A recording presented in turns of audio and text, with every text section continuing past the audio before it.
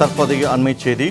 டெல்லியில் பாதுகாப்புத்துறை அமைச்சர் ராஜ்நாத் சிங், முப்படைகளின் தளபதி ஜெனரல் அனில் சௌகான் ஆகியோர் ஆலோசனையில் ஈடுபட்டு வருகின்றனர். டெல்லியில் பாதுகாப்புத்துறை அமைச்சர் ராஜ்நாத் சிங், முப்படைகளின் தளபதி ஜெனரல் அனில் சௌகான் ஆகியோர் ஆலோசனையில் ஈடுபட்டு வருகின்றனர். அண்மை தகவலாக பார்த்து வருகிறோம். கடந்த 22ஆம் தேதி ஜம்மு காஷ்மீரின் பகல்காம் பகுதியில் நடைபெற்ற துப்பாக்கிச் சூட்டில் 26 அப்பாவி சுற்றுலா பயணிகள் படுகொலை செய்யப்பட்ட நிலையில் நாட்டில் பதற்றமான ஒரு சூழல் நிலவி வரக்கூடிய நிலையில் பாதுகாப்புத்துறை அமைச்சர் ராஜ்நாத் சிங், முப்படைகளின் தளபதி ஜெனரல் அனில் சௌகான் ஆகியோர் ஆலோசனையில் ஈடுபட்டு வருகின்றனர்.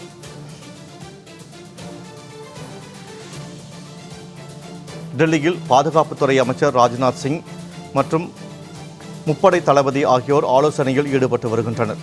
பகல்காம் பயங்கரவாத தாக்குதலில் சுற்றுலா பயணிகள் 26 பேர் கொல்லப்பட்ட நிலையில் முப்படை தளபதியுடன் பாதுகாப்புத்துறை அமைச்சர் ராஜ்நாத் சிங் ஆலோசனையில் ஈடுபட்டு வருகிறார்.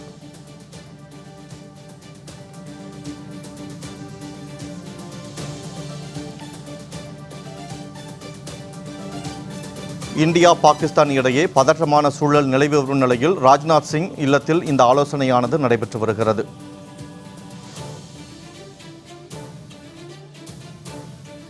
இது குறித்தான கூடுதல் தகவல்களோடு எமது செய்தியாளர் சந்தோஷ் இணைப்பில் இருக்கிறார். வணக்கம் சந்தோஷ். தற்போது பாதுகாப்புத்துறை அமைச்சர் ராஜ்நாத் சிங், முப்படை தளபதி ஆகியோருடைய ஆலோசனையானது நடைபெற்று வருகிறது.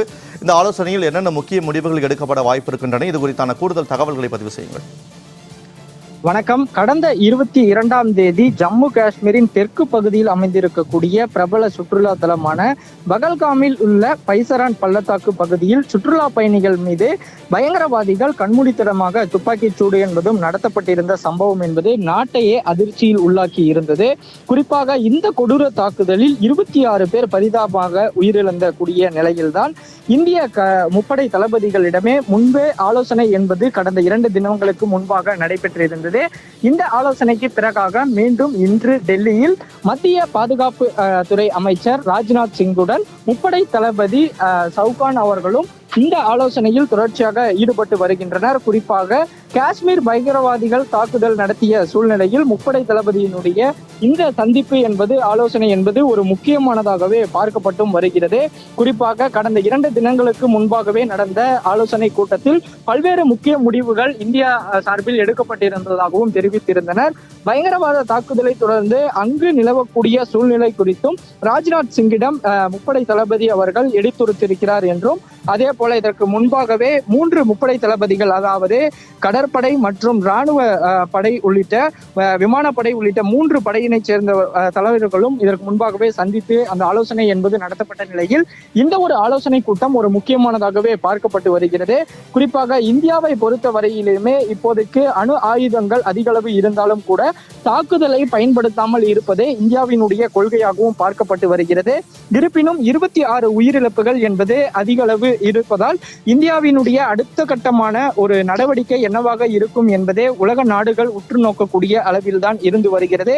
2 பேரும் தாக்குதலில், அதாவது போர் நடக்கக்கூடிய சூழல் மீண்டும் எழப்பட்டால் அதற்கான பதிலடியை கொடுப்பதற்காகவும் இந்தியா தயாராகவும் இருக்கின்றனர். அது குறித்து தான் தற்போது இந்த ஆலோசனை கூட்டத்தில் முக்கிய ஆலோசனையாகவும் பார்க்கப்பட்டு வருகிறது. இந்தியாவை தாக்கப்பட்டால், குறிப்பாக இந்தியாவில் இருந்து, அதாவது நம்ம பாகிஸ்தானிற்கு போர் தொடுக்கப்பட்டால் 2 நாடுகளினுடைய முக்கிய, அதாவது நிர்வாக தலைநகரங்கள் கடுமையாக பாதிக்கப்படும். இந்த பாதிப்புகள் எந்த மாதிரியான அந்த தாக்கத்தை ஏற்படுத்தும் என்று பார்த்தோம் என்றால், குறிப்பாக பதிலடி கொடுக்கக்கூடிய இடத்திலிருந்து டெல்லி, அதாவது பாகிஸ்தான் தாக்கினால் டெல்லி, ஹைதராபாத் உள்ளிட்ட பெருநகரங்கள் என்பதும் முக்கியமாக தாக்கப்படும் என்று இதற்கு முன்பாகவே ஆலோசனையில் தெரிவித்ததாக இராணுவ வட்டாரங்கள் என்பதும் தொடர்ச்சியாக தெரிவிக்கப்பட்டிருந்தனர். குறிப்பாக அது மட்டுமல்லாமல் இந்தியாவிடம் இப்போதைக்கு 160 முதல் 170 அணு ஆயுதங்கள் இருக்கலாம் என்றும் சொல்லப்பட்டு வருகிறது. பொதுவாக அணு ஆயுத தாக்குதலில் ஒரு முக்கியமான விஷயமாக பார்க்கப்படுவதே எதிரி நாடு அந்த தாக்குதலில் முழுமையாக பாதிக்கப்படுமா அல்லது மீண்டும் வந்து தாக்குதல் நடத்துமா என்பதுதான் இந்த போரினுடைய முக்கியத்துவமாகவே பார்க்கப்பட்டும் வருகிறது. இந்தியாவின் மீது முதலில் அணு ஆயுத தாக்குதல் நடத்தினால் இந்தியா மொத்தமாக பாதிக்கப்படாது. குறிப்பாக பார்த்தோம் என்றால் பதிலடியாக சக்தி வாய்ந்த தாக்குதலை திருப்பி கொடுக்கும். அதனால்தான் பாகிஸ்தான் ஒன்றுக்கு 2 முறை யோசிக்க வேண்டிய சூழல் என்பதும் நிலவி வருகிறது. அந்த அளவுக்கு இந்தியாவினுடைய அணு ஆயுத திறன் சக்தி வாய்ந்ததாக இருப்பதாகவும் அணு ஆயுதங்களை சுமந்து செல்ல தேவையான ஏவுகணைகள் நம்மிடம் இருப்பதாகவும் தெரிவித்திருக்கின்றனர். குறிப்பாக அக்னி வகை ஏவுகணைகளை பொறுத்தவரையிலுமே குறைந்தபட்சம் 700 கிலோமீட்டர் முதல் 800 அதாவது அதிகபட்சமாக 5000 கிலோமீட்டர் வரை தாக்கக்கூடிய வகையில் தான் இருக்கும்.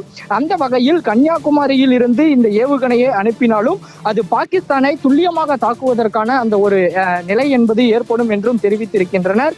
அதே போல பார்த்தோம் என்றால் பிருத்திவி என்ற மற்றொரு ஏவுகணையும் நம்மிடம் இருக்கிறது.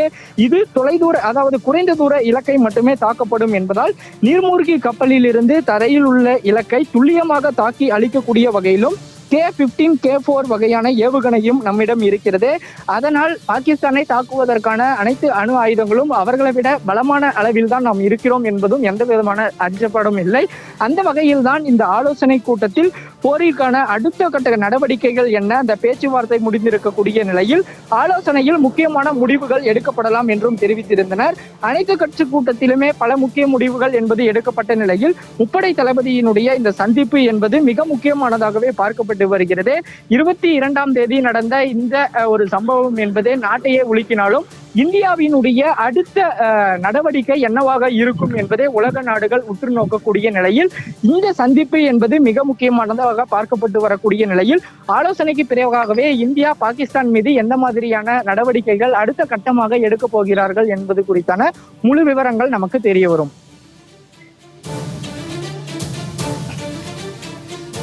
விவரங்களை வழங்கியமைக்கு நன்றி சந்தோஷ்.